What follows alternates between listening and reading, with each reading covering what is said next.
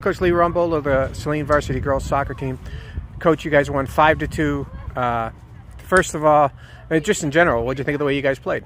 I thought we played pretty well. Moved the ball really well, considering we went 1-0 down early, kind of off our own mistake. We didn't let it get to us, continued to play our game and stuck with it. And eventually, you know, after a couple of chances that went close, they started to fall, and then we really were able to get hold of the game and score a couple more. Yeah, it sure seemed like you were only up to 2-1 after the first half. Yeah, 2-1 at halftime. But it felt like you'd already started to wear them down. Yeah, I mean, credit to New Boston. Like they work hard. They're a good side. Yeah. And they battle.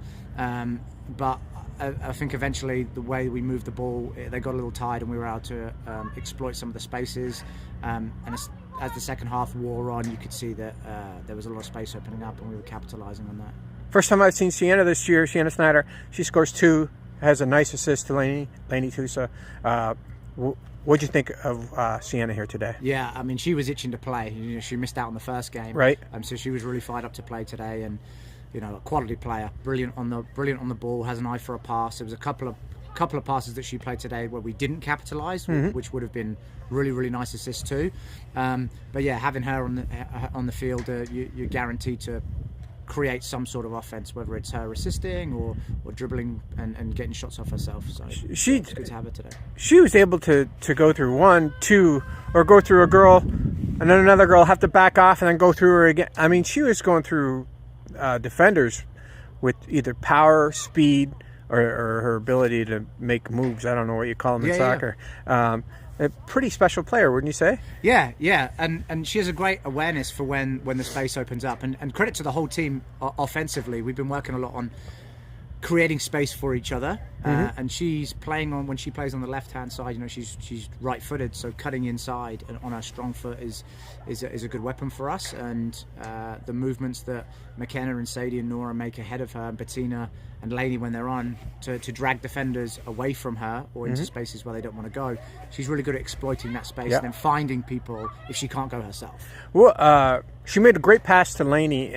She just put it up somewhere. Yeah. And Laney, when she turned on the jets, there was just nobody on the field that was going to catch her at that on that one. Yeah, and a lot of the game, we were playing in their half, so their back line couldn't necessarily step up that high, so we couldn't really exploit our speed in behind. Yeah. But you know, kind of once, I think at the time when Laney scored that, I think it was 3-1, so they kind of had to step up a little bit to try and get back in the game. And as soon as their back line stepped up, credit to Laney, she saw that Sienna had time and space on the ball and didn't, you know, really, in terms of Sienna's assist, that one was kind of an easy one when you've got somebody that fast. Right. Just hit it into a space and Laney will go get it. And she finished it well. Yep. And how about I didn't realize it, but Nada had 3 assists today. She set up both the first 2. Yeah. And then she also set up the header by Sadie Walsh. Sadie, yeah. A little bit about her, if you could. Yeah. I mean, Nada does so much for us playing in that holding midfield role.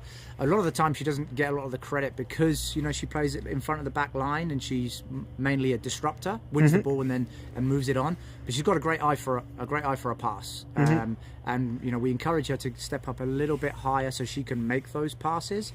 And you can see today that she has the quality and the ability to do that. I wonder if you could tell me a little bit about McKenna Means' game too. She had one off the crossbar. Yeah.